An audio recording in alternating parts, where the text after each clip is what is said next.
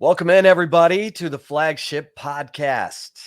I am Chip Brown of Horns247.com, joined by the managing editor of Horns 24/7, Taylor Estes. We are recapping a really dispiriting 17-10 loss at home against number 4 TCU, in which I can't remember a better defensive effort for nearly 3 quarters. Taylor, it was 14 tackles for loss, 5 sacks.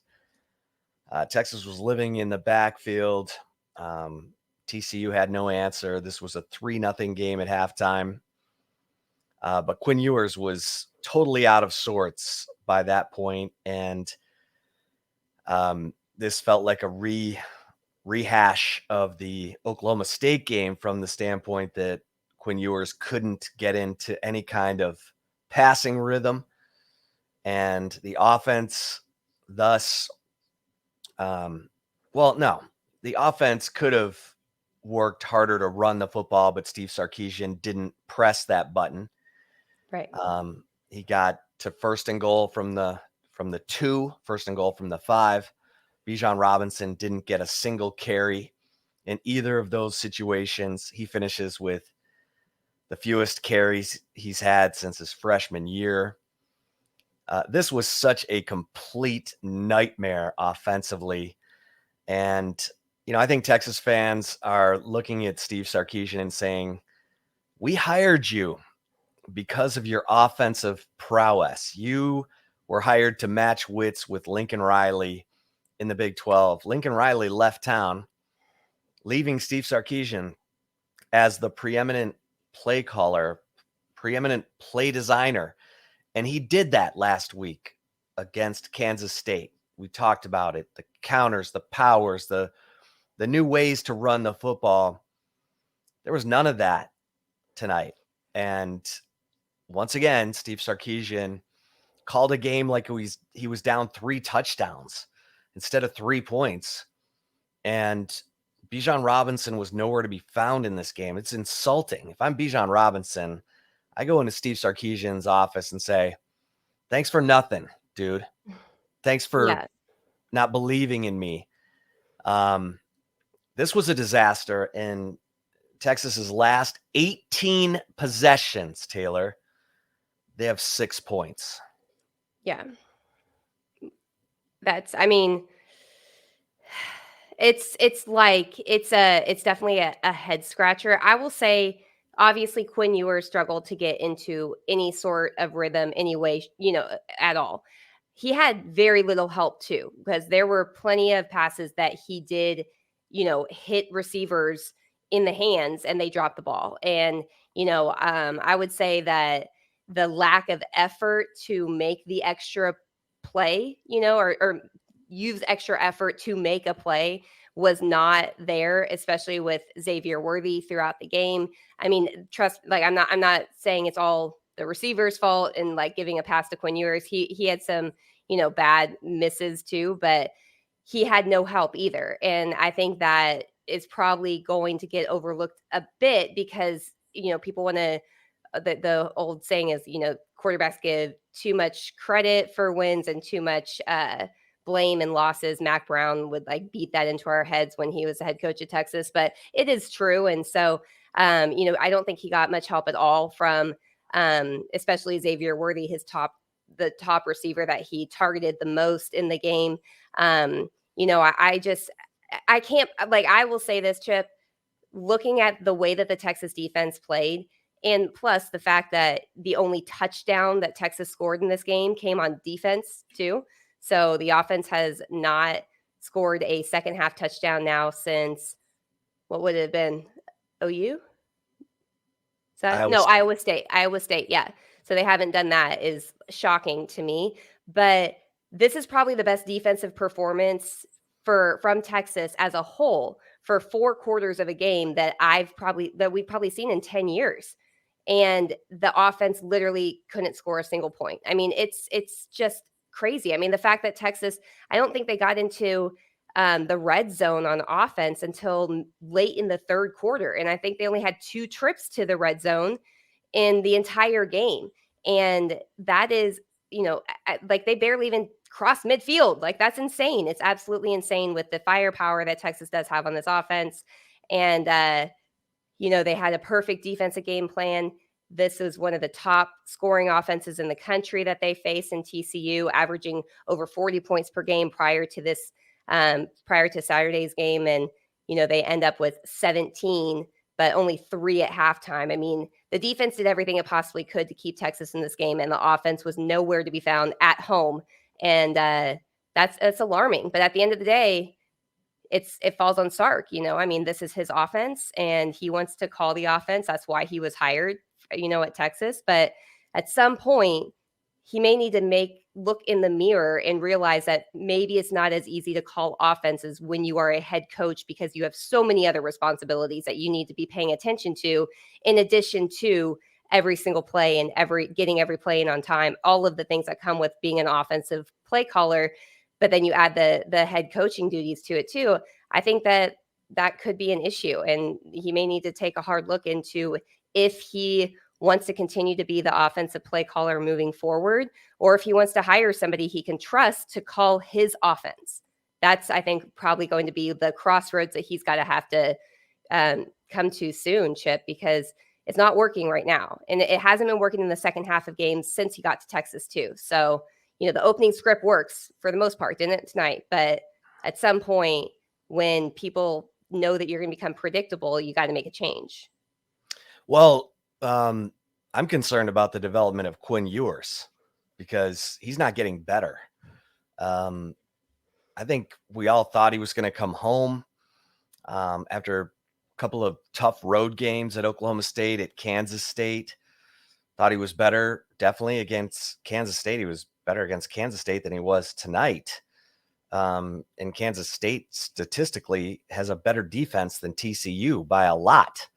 But TCU, give credit to Sonny Dykes. He absolutely sold out to stop the run, and Sark didn't have any answers. Didn't have screens. Didn't have any of the creativity that he's shown even, the last 2 games in the running game. We talked about, counter and power and the different ways that he was running it. Tonight, he comes out in the second half and runs straight zone running plays when TCU's crashing their linebackers, penetrating. Zone is the worst running play against that. Penetration devours zone running, schemes, and they weren't running behind Kelvin Banks. I didn't understand that.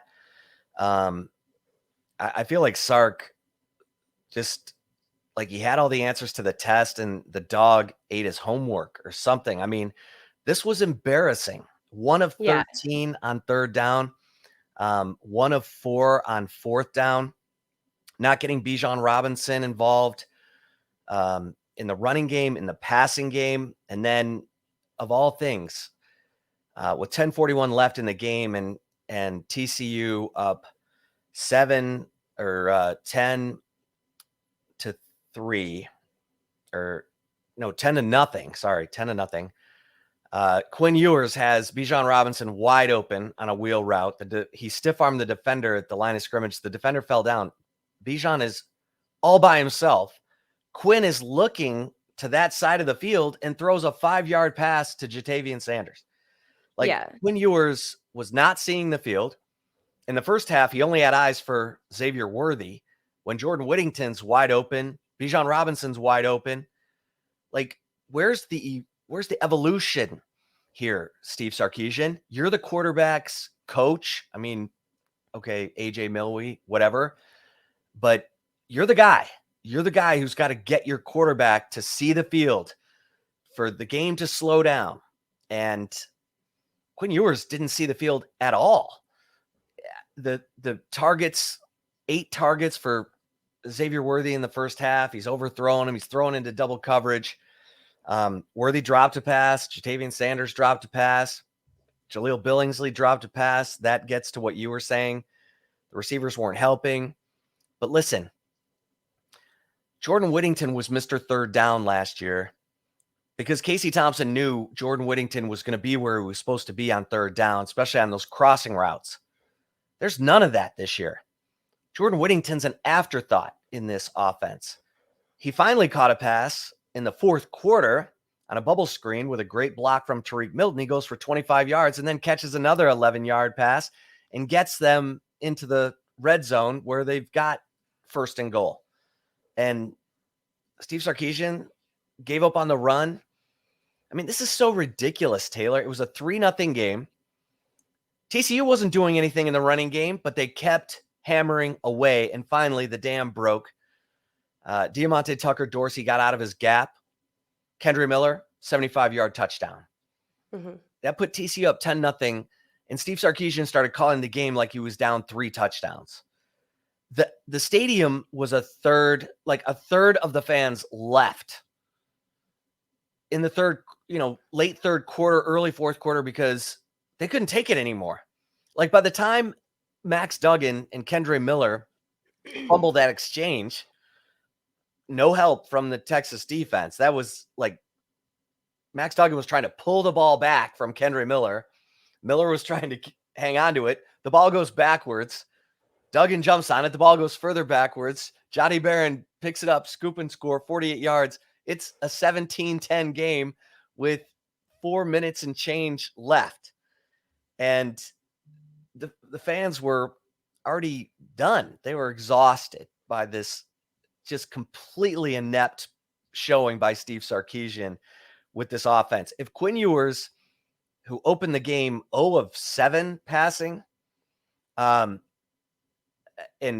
it was disastrous, if he's going to be that bad again, like the Oklahoma State game, take him out for a series, put Hudson Card in, and see if something changes, because that was disastrous.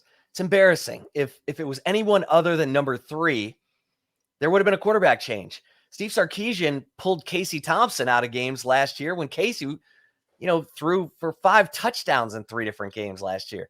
It's ridiculous, the kind of, preferential treatment that Sarkeesian's given Ewers. I'm not asking for a quarterback change. I'm asking for take him out for a series like Lincoln Riley did with Spencer Rattler, like he did with, Kyler Murray. He sat Kyler Murray for a series and put Tanner Mordecai in. I mean, and brought both of the starters back, and they ended up beating Texas. But this is exhausting, Taylor. I mean, Steve Sarkeesian needs to be, put on the grill for this, because his defense played out of its mind tonight against the number 1 offense in the Big 12. As you said, averaging over 40 points. One of the top in college football. Right. Like, they were I think tied for 3rd in scoring offense in college football. Completely shut down. Mm-hmm. And Steve Sarkeesian could not get anything going. Didn't have the nerve to put the ball in Bijan Robinson's hands the same way that Sonny Dykes did with Kendre Miller. And, this is going to haunt. And I don't know if Texas has the stamina, or if the players believe in their coach from an offensive standpoint to go to Kansas and get it done. By the way, Kansas State beat the bleep out of Baylor and Waco tonight, 31-3. And Will Howard played quarterback. You and I said a week ago, if Adrian Martinez plays, Texas wins. If Will Howard plays, probably not so much. Texas got exactly what they needed at Kansas State, came home in front of 104,000 fans, and Steve Sarkeesian threw up all over himself in front of rabid fans ready to go. Students were in place an hour before the game. This was embarrassing. Yeah. I mean, I think that it's obviously this is right after the game. We're recording at 1:12 a.m. right now. So we haven't had a chance to rewatch the game, but this is still the number 4 team in college football that they face. They didn't play this way against the pack in the Big 12. I understand, but it's still the number 4 team, undefeated, and they had found ways to win games. However, they've clawed together, worked together as a team, and have come up on top of these games, even when they have come down. I think that has a lot to do with the maturity, probably starting with Max Duggan. And that's something at quarterback Texas is lacking. I mean, I know that Quinn Ewers, his ceiling is very high. However, even before the season started, Chip, how many times did we talk about the fact that like anybody that's expecting him to be some All-American in year one when he hadn't played football for 2 years and or like a Heisman contender or anything like that, we're like just tap the brakes a little bit because this is a kid that is a freshman and you're seeing some of the freshman So sit mistakes. him And I down. He's think completing 48% of his passes. I I mean, understand. I'm not, defending that at all. I think that, it would not have hurt West for Virginia them to benched bring JT Hudson Daniels Card. today, brought in Garrett Green, a running quarterback, and beat OU. I mean, Yeah, but I think you're putting weight. I think you're blaming Quinn Ewers entirely for the offensive performance, and the offense as a yeah, you whole didn't see did the not field. play. He had guys running wide open, and he missed them. And Okay, but so like, is he in a supposed one to possession game, when you the missed ball? Bijan Robinson wide open down the field. Yeah, and Is he that what did he was talk on? about that after the game. He said because he was asked about it, like what was going on there. What did you not see him?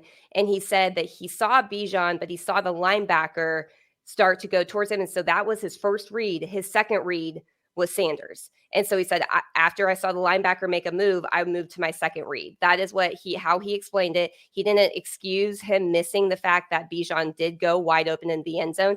But that was the read progression that he was supposed to take there if Well, I'm he not sees a making linebacker excuses for coming Quinn in. Ewers tonight. I'm not tonight. Yeah, I think I will just like disagree with you a little bit when it comes to, wondering about We've his seen this development before, or Taylor. I mean, his. this is the problem. We saw it at Okay, Oklahoma State.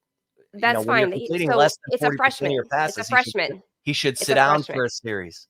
He should Yeah, sit down for a that's on series. Sark. That's on Sark. That's on But Sark. he's not sitting him. And so at some point, Sark is not putting him into the best position to be successful. When we talk about Kansas State, that being a better defense than TCU, and he had a better performance against them. What did Sark call? He gave the ball 30 times to Bijan Robinson. Bijan Robinson got the ball 12 times tonight. I mean, the best a struggling quarterback, Yeah, but if especially a Sark's going to keep freshman. putting the ball in the hands of Quinn Ewers and trying to win a game throwing the football with a quarterback who's completely out of rhythm, that's on That's Sark. on Sark. On Sark. That's That's on not on Sark. Quinn, right? Yeah, but Quinn also missed everything underneath. The I guy keeps understand going that, for but deep he's ball struggling, and shots when he's got Sark is not putting him in position to be successful. And he's not giving the ball to the best players on the field, which is the running backs. That's what happened in the loss to TCU. Sark I think we're abandoned the saying the run same when they thing. shut it down. I know, but I think that I think your blame is solely, it seems like it's mainly on Quinn and Sark, or I'm like, it's all on Sark. Sark has to realize that this is a freshman quarterback. This is not Bryce Young that is a freshman, that had like a year of I guess he didn't even play Bryce Young, but like he's in a situation where he has a first time, starter, a first time player who hadn't played for 2 years. And it's like the freshman mistakes that you expect to see from a freshman. It's almost like people were not expecting that from Quinn because Quinn had a pretty solid start to the season. And so, he's had good showings too. But at the end of the day, it falls on Sark and abandoning the run game. Bijan Robinson only getting 12 carries, even if they shut it down. I mean, what was the game where Sark said to Bijan on the sideline, like, one of these is going to go, the levee's going to break and you're going to bust out a big run. And he kept going to, it was earlier in the season and it happened. And it's like, if that doesn't happen early on in the game, it's like, let's abandon the run. And you have Xavier Worthy, who is, he's not playing great either. I think that falls in line a little bit, but it was a recipe for disaster. I would say that but it all started with Sark. And if he's not willing to bench Quinn Ewers just for a series or two or whatever, to give him a time to just like relax, then he needs to realize that maybe calling deep shot after deep shot after deep shot with a quarterback that is struggling to throw the ball may not be the best plan. And that's where I feel like where it comes down to is Sark seeing this in the game, or is he looking to the next 2-3 plays ahead to try to figure out what he wants to call?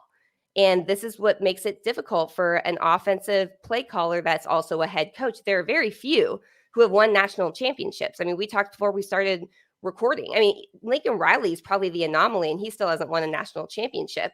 But the Lincoln Rileys and the Lane Kiffins are the anomaly. Look at what's happening at Texas A&M with Jimbo Fisher. I mean, the idea that because you got to your head coaching career because you were an offensive play caller, offensive guru, and that you should stay with that, it may be a dated thought, honestly, at this point, Chip. I mean, I'll give credit to Tom Herman. Shoot, he got the head coaching job at Houston when he was offensive, coordinator at Ohio State, and he gave up play calling duties to Major Opwhite so he could be the head coach. And then he got a Power 5 job, 2 years later? And he started off that way. Then he took over calling the offense. And what happened? It's worked for the first few games they started calling, then it became predictable. There comes a point where it just may be too much, and only the anomaly coaches are the ones that are able to actually manage being an offensive play caller in addition to being the head coach, because there's so many other responsibilities that fall on them, even if you don't see it every single play. Yeah. I mean, whether he, and the fact that we're having this conversation again, because his offense has been outscored, 34-6 in the 2 second halves leading up to this game, and now has had 18 drives, their last 18 drives. Think about that. 18 drives have resulted in 6 points, their last 18 drives. And again, look, TCU did not have their leading outside linebacker and sack leader, D. Winters, in the first half. And Texas Steve Sarkeesian looked like he was playing the dizzy back game, trying to get this offense into rhythm. And it's mind numbing. Yeah. To look at these numbers, 1 of 13 on third down. Are you kidding me? Lincoln Riley never had a 1 of 13 on third down. Steve Sarkeesian is not Lincoln Riley. And you're right. Maybe he's not capable of doing both. And there's not very many that are either. I mean, the last head coach that was the offensive play caller let's that stay won a on national Steve championship. Sarkeesian for a Yeah. second. Okay. Because this was the game of the year. This was Texas's opportunity to take control, to get to the Big 12 championship game. Now they need everybody to lose, K-State, everybody's got to lose for Texas to backdoor their way in to the Big 12 title game. But they had it at their house, 104,000. Fans were amped and ready to go. The defense playing out of its mind. Special teams kept trying to block kicks, and part of that was because the offense was so inept. They sent DeMarvion Overshawn after a third punt, and his helmet barely hits the plant leg of the punter after Texas kicks a field goal and gets a 3-and-out. The momentum, Texas has the momentum, and DeMarvion Overshawn's helmet barely hits the plant leg of the punter, but that's an automatic 15-yard penalty if you hit the plant leg. And that ends up being basically the game-winning drive for TCU. It allows them to keep the ball. They go down. They score. It was a horrible, bust in the secondary by Texas. Anthony Cook thought he had the man underneath. He thought the outside defender had Quentin Johnston, and so Quentin Johnston runs right by Anthony Cook like they're, breaking up, and Quentin Johnston runs right into the end zone, totally free for a touchdown. It was so cruel the way that TCU scored their 2 touchdowns tonight on a bust by Diamante Tucker Dorsey for a 75-yard touchdown run, and then on a horrible pass coverage bust by I think it was both the safety and corner. That's what Sark said. He said it was a miscommunication and read by both guys. Safety corner miss. Well, Anthony Cook saw Jahdae Barron looking like he was going to blitz, and that meant that Anthony Cook was in man, and Jahdae Barron didn't blitz. He backed out of it. Cook didn't see it. And that, Cook, once he saw Jahdae Barron back out of it, he should have realized, okay, I'm back to covering deep middle. And it didn't happen. And Quentin Johnston got a laughing touchdown. And so it's unfortunate because the Texas defense was phenomenal for nearly 3 quarters. And then when they needed that last third down stop after the Jahdae Barron scoop and score, they kick off to TCU with 4 minutes and change left. There's a 3rd and 4. They run double slants and Texas gave, just line up.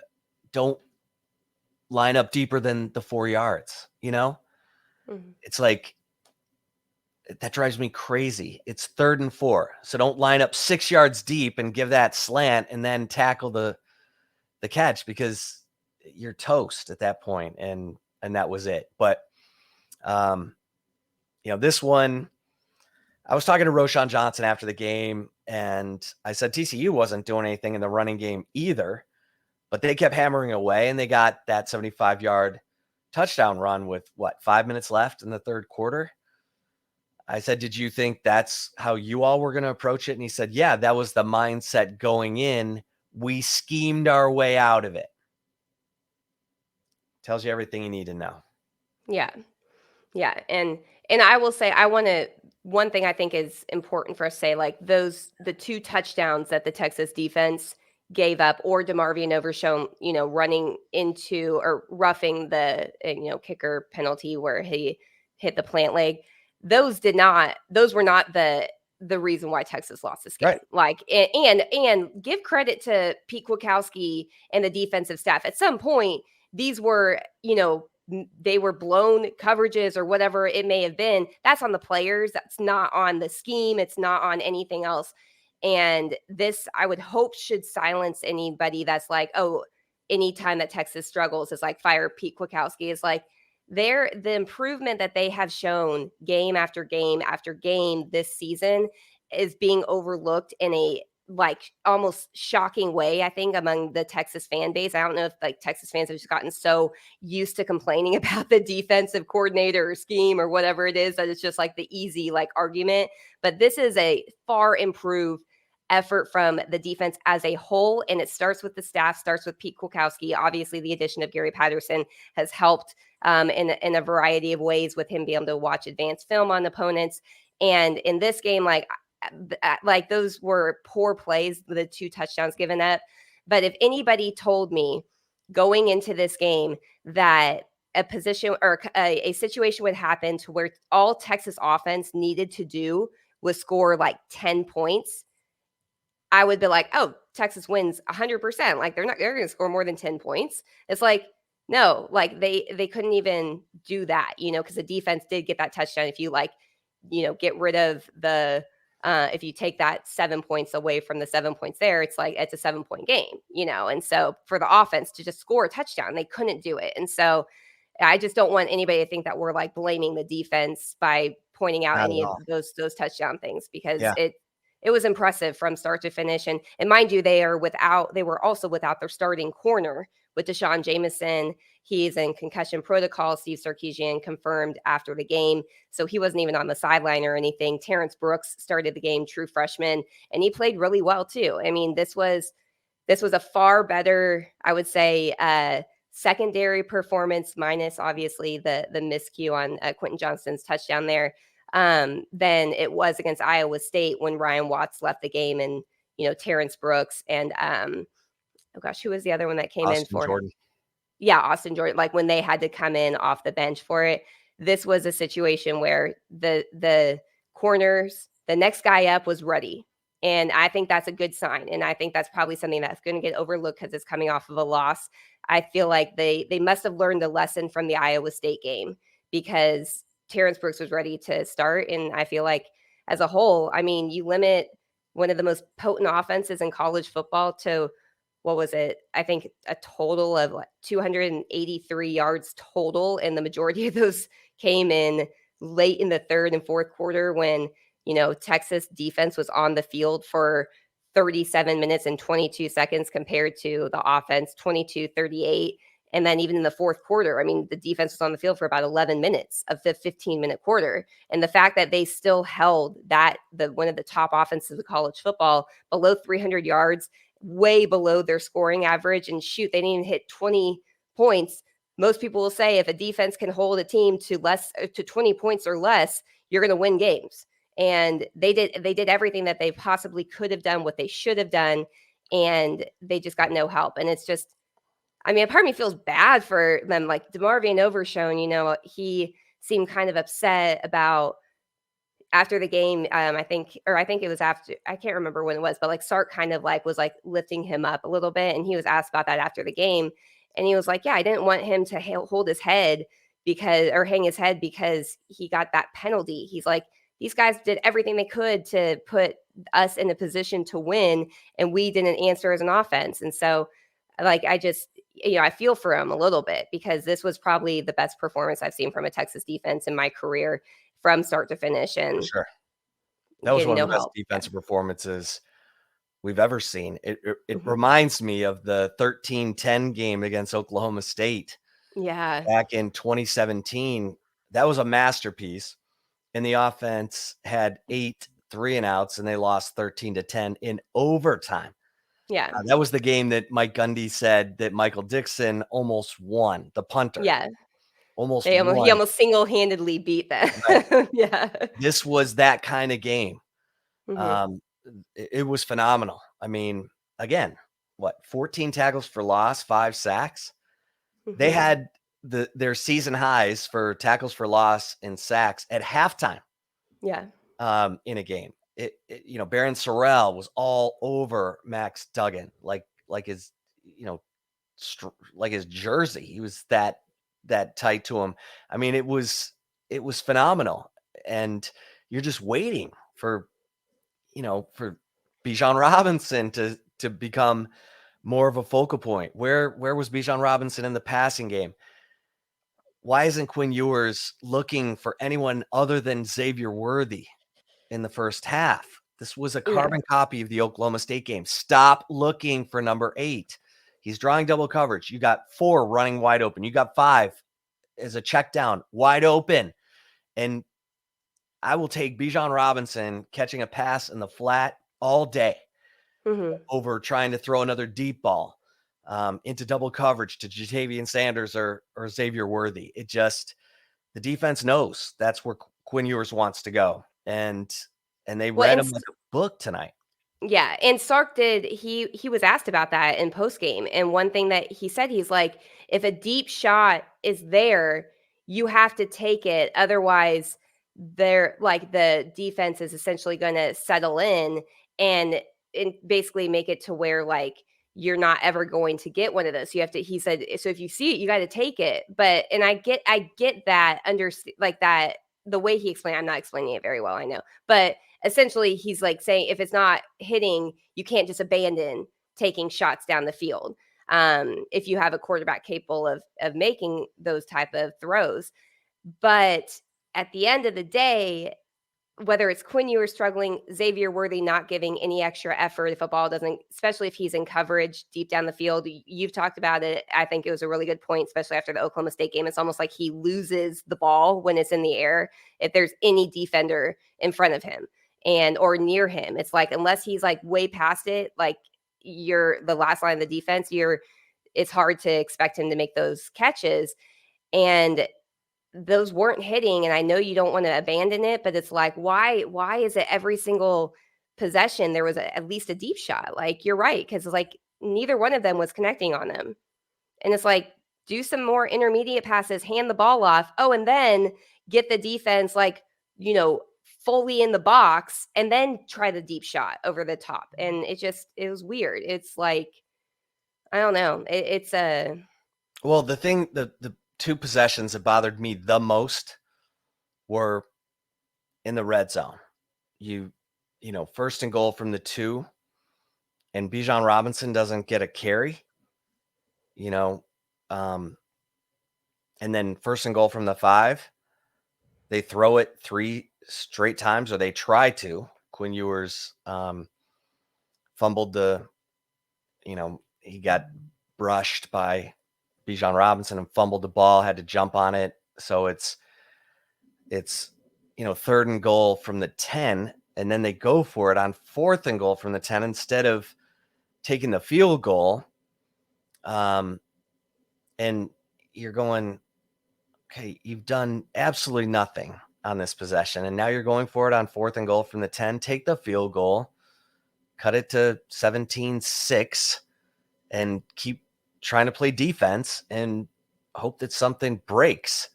And it seemed like, and then Steve Sarkeesian, at the end of the first half, he's got 4th and 1 near midfield. He's got 50 seconds left, and they throw it on 3rd and 9 to Jordan Whittington. He comes up a yard short, and they don't have any timeouts left. So Steve Sarkeesian, instead of trying to get 20 more yards or go make the first down, the clock will stop when you make the first down, and try and get in field goal range to tie the game 3-3. He lets the clock wind down, and he punts it.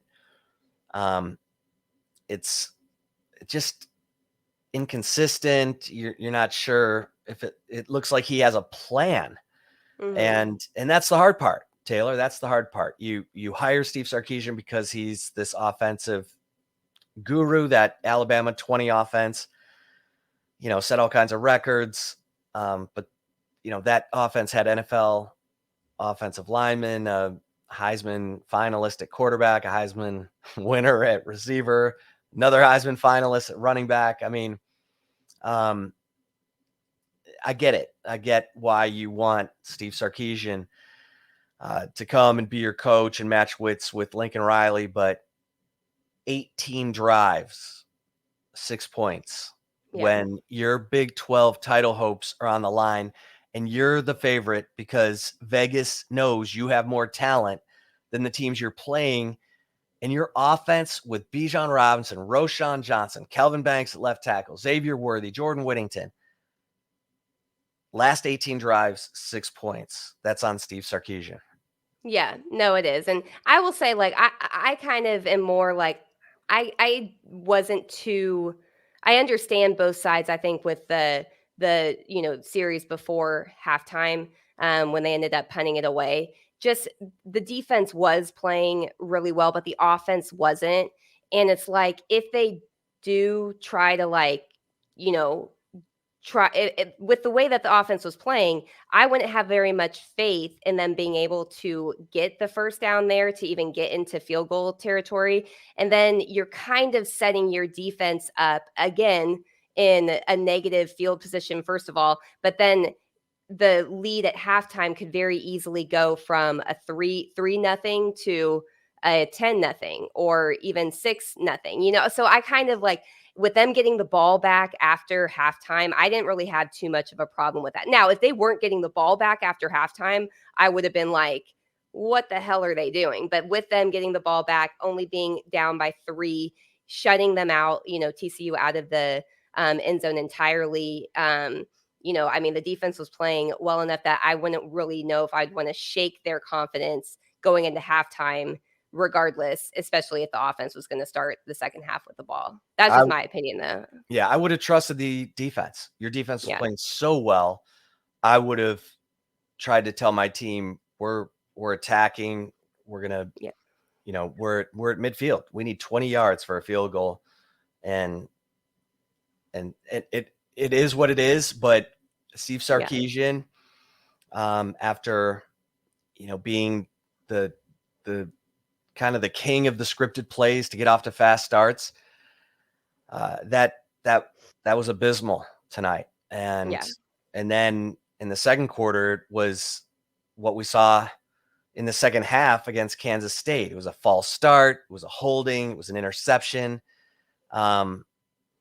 It got worse. Like it just, you're just looking for any bright light whatsoever, and it wasn't happening. I mean, Quinn Ewers, all brakes, no gas. right? All brakes, no gas. opens 0 of 7 passing over the course of 3 drives. And TCU's doing nothing. They're going backwards because the Texas defense, Barron Sorrell's living in the backfield. And Steve Sarkeesian could not get this offense with all this firepower to do anything. And we're probably repeating ourselves, Taylor, but this one, I don't know. Bijan Robinson, 12 carries. Do you have the stats up right in front of you? Yeah. So Bijan Robinson, Did he have a 12 reception? carries. No. I Three don't think players caught passes in the game. Xavier Yeah, I Worthy, don't JT Sanders, and Jordan Whittington, yeah, right? That's it. I'm 3 pretty sure, players. yeah. 3 Yeah. players caught passes Mhm. tonight. Yeah. That's unexcusable. Just awful. Yeah. Yeah. Just awful. So Yeah, and especially at with home. Bijan Robinson and Roshan Johnson, their ability to catch the ball, whether it's out of the backfield, down the field. I mean, shoot, they run pretty solid routes too. Bijan does, I feel like, especially. But yeah, I mean, it was an abysmal start to finish for the offense as a whole, and it starts with Steve Sarkeesian. Yeah, this one, you hope you don't look back and say, that was the turning point in a bad way for Steve Sarkeesian, because everyone's looking at Sonny Dykes, what he's done, 10-0 in his first year. Everyone's looking at Brian Kelly at LSU. Has LSU in the driver's seat to win the SEC West in his first year. And Steve Sarkeesian loses games that he's not supposed to lose. And when he gets a second chance to take control of his team's destiny and make a statement and get to the Big 12 title game, his offense comes up with one of the worst the worst performance we've seen since Texas went to Notre Dame and lost 38-3 and had 163 yards total offense. That was the last time that Texas had under 200 yards total offense. Tonight, they had 199 yards of total offense. Tonight, they were at home. Mm-hmm. In 2015, they were at Notre Dame. Charlie Strong trying to match wits with Sean Watson as his offensive coordinator against Brian Kelly. Tonight, you had Steve Sarkeesian going against Joe Gillespie of TCU. TCU's defense, middle of the pack. But by God, Steve Sarkeesian got out coached by a mile tonight by Joe Gillespie. And that's embarrassing. Steve Sarkeesian needs to figure it out quickly, because the offensive guru who was hired here as the head coach, his last 18 drives have produced 6 points when a Big 12 title was on the line tonight. Thanks for listening, everybody. It was a tough one. That was a tough one to cover for fans. I'm sure it was a tough one to watch. But we'll see. We'll see how Texas bounces back. They got to go back on the road to Kansas, who lost badly tonight at Texas Tech. And so both teams will be licking their wounds, trying to figure it out next week in Lawrence. The game time for that, 2:30. It's been set. So Texas will take the field 2:30 next week in Lawrence against the man who embarrassed Steve Sarkeesian a year ago. Bowl eligible Kansas State that has the same, or Kansas, excuse me, not Kansas Bowl State, that has eligible the Kansas. Yeah. same number of wins that Texas has right now. Whew. All right. Thanks for listening, everybody. Taylor, great job for Taylor Estes. I am Chip Brown. Until next time, we'll see you over at horns247.com. Until then, stay safe and keep the faith.